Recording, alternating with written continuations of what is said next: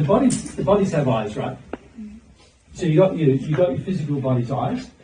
So we'd call them your eyes. Physical body, eyes. Then you've got your spirit body's eyes. And then you've got the half of the soul and its eyes.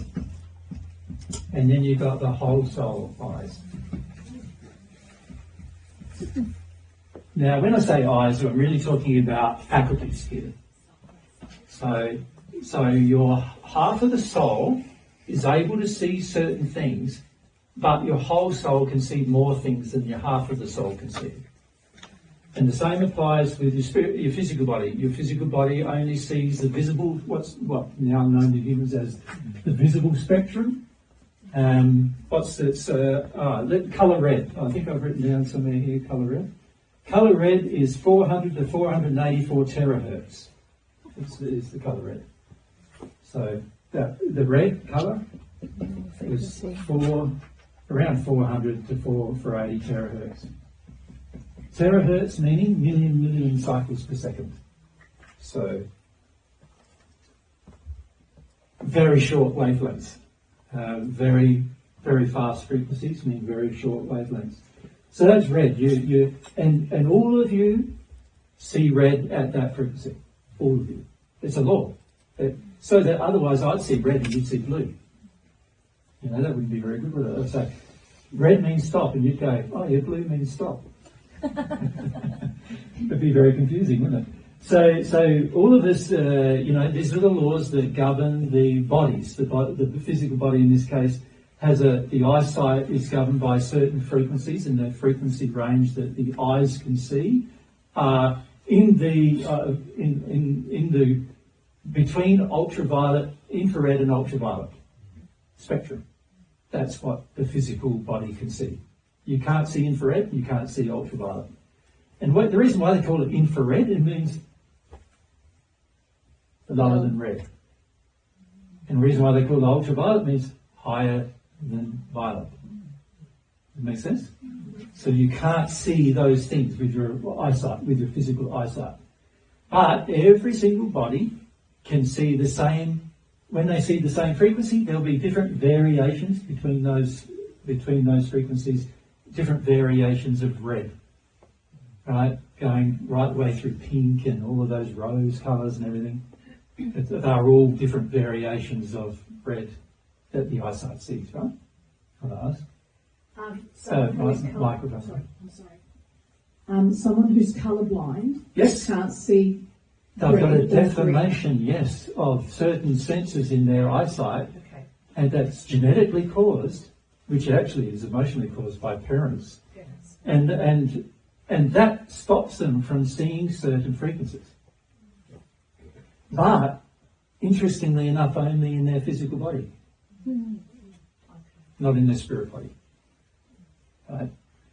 So each body has its own functioning, and so each body is able to see a certain thing. So in your spirit body, you can still see red, right? The colour red, and it's exactly the same spectrum frequency as it is here on Earth. But in your spirit body, you can see ultraviolet and infrared. There's a whole series of colours in those ranges that you can actually physically see. So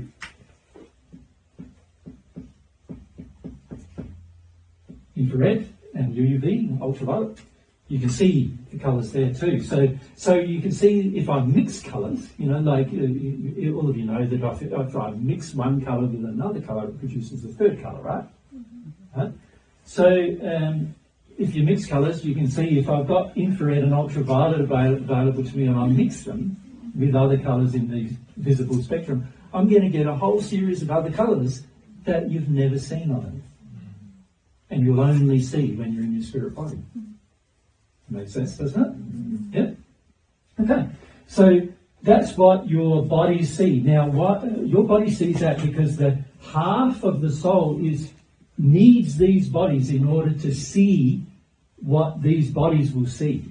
So the half of the soul, so this is a half of the soul, but that's why I've written half there, has its eyesight, you could call it, but it uses it through the bodies in order to see. right? But the whole soul doesn't need the bodies in order to see. Does that make sense? The whole soul's apparatus is completed. It's perfect. It doesn't need bodies in order to function. Right? The need for the bodies is only required because the whole soul isn't conscious of its unification. So it needs the bodies, and therefore it needs the facilities of the bodies in order to function and absorb information and so forth. And it's a learning process. So you go through physical and you see the colour, the visible spectrum. You get into your spirit body and you see more than the visible spectrum. You see the ultraviolet and other spectrums and a whole series of new colours. And then this is what the half of the soul is seeing right up to the point of union. And after a union occurs, the whole soul sees more than that again. It means it sees a larger spectrum. You can even see colours of sound, right? And sound actually is only in a spectrum from 0 hertz around about to 20 kilohertz, which your eyes can't see. That's why you need your ears, because they're tuned into those frequencies, right? But in your spirit form, you can see the sound as well as hear it. Does that make sense to you? Yeah. Because you can see the whole spectrum. I don't want to get too bogged down here. What are you going to ask me? We were going to go to Jad soon, but it's on this subject, so ask if you want. But I'll just determine whether I want to. Yeah, you can just say. Yeah. Do your eyes also have another? I guess I think I just had an experience once in the sleep state where it's like I'm on this mountain and there's people miles away. Yeah. And it's like I could see them like I was in like I had binocular vision. Correct. So your eyes in the visible, in your body, you have a lot of difficulty seeing further than about 100 metres, unless you have some kind of magnification available to you. Your spirit body has the ability to magnify. So now the eyesight in the spirit body is able to see, you can actually see thousands of kilometres, right, in your spirit body. And you can even see further than that if you use some other senses in your spirit body aside from your eyesight. You can see sort of positions almost light years away, but that requires other senses. Right? But if you're talking just your sense of eyesight, you can see thousands of kilometres. Yeah. Cool. So you can be looking at something and sort of zoom in on it, right? Because you have the far better. You sort of have like a camera has in a way. Yeah. The ability to zoom in and out, see the whole picture, but zoom in and see a portion of the picture, that kind of thing. Yeah. Pretty cool. You can also see the pictures of other people's thoughts, which is an interesting thing to do, because you can see their memories as pictures, right? So that's what spirits can do to help you remember some things from your childhood, for example. So there's a lot of extra capacity besides just the eyesight. Does that make sense to you? Yeah. So, for example, in a spirit body, and you can do this while you're on Earth, but you have to tune into it. In a spirit body, you could look over your entire, let's say you owned a 100-acre property, you could look over the entire property and see your entire property and see what fences are broken and what needs fixing and repairing, and without getting out of your bed. Yeah. You wouldn't have to drive there, check it all out. Make sense? Yeah, that's cool. Yeah. Handy. Handy. So can you see the spirit body experience is going to be far more intense than the physical body experience. And of course, the intensity of the experience depends upon the amount of love you have.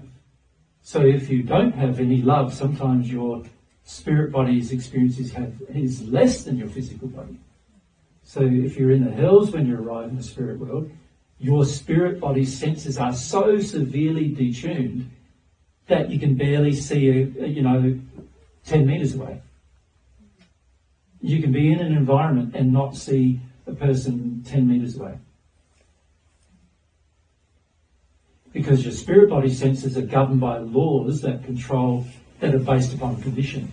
whereas your physical body senses are not governed exactly by the same laws. They are governed to some degree by those same laws because they affect your eyesight and things like that, and they're not governed by the same laws that your spirit body is governed by in order to see things beyond your initial scope. So for example, if I have an emotion where I'm very insular and self-absorbed, and I pass with that emotion in my soul, I will be able to see I'll hardly be able to see anything more than 8 or 10 metres away from me anywhere in the spirit world.